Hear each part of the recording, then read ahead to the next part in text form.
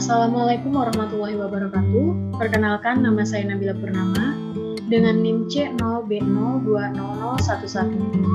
Di sini saya akan menjelaskan akuntansi biaya dan pengertian biaya. Yang pertama, akuntansi biaya. Pengertian akuntansi biaya.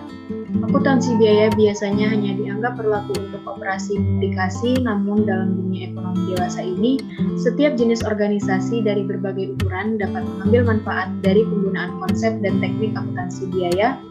Akuntansi biaya sebagai kunci atau alat yang penting guna membantu manajemen dalam melakukan pertimbangan, perencanaan, pengawasan, serta sebagai penilaian terhadap kegiatan perusahaan. Yang kedua, fungsi akuntansi biaya. Fungsi akuntansi biaya yang pertama untuk menghitung biaya pokok produk, yang kedua merinci harga pokok produk, yang ketiga sebagai informasi dasar terkait perencanaan biaya dan beban, yang keempat sebagai data proses penyusunan anggaran, dan yang kelima sebagai informasi biaya untuk pengendalian. Jenis-jenis akuntansi biaya yang pertama standard cost accounting, yang kedua activity based accounting, yang ketiga cost volume profit, dan yang keempat contribution margin. Penerapan akuntansi biaya pada jenis bisnis yang berbeda, yang pertama perusahaan dagang dan perusahaan manufaktur. Yang kedua, biaya. Pengertian biaya adalah pengeluaran modal yang digunakan untuk menghasilkan suatu produk berupa barang atau jasa.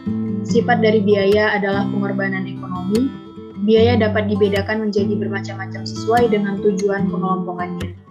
Keberagaman jenis biaya diakibatkan oleh beragamnya tujuan penentuan biaya.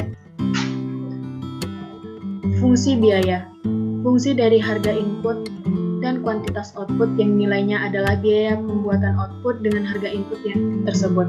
Sering diterapkan sebagai penggunaan kurva biaya oleh perusahaan untuk meminimalkan biaya dan memaksimalkan efisiensi produksi. Ada berbagai aplikasi berbeda untuk kurva biaya ini yang mencakup evaluasi biaya marginal dan biaya halus. Dalam ilmu ekonomi, fungsi biaya terutama digunakan oleh bisnis untuk menentukan investasi mana yang akan dilakukan dengan modal yang digunakan dalam jangka pendek dan panjang.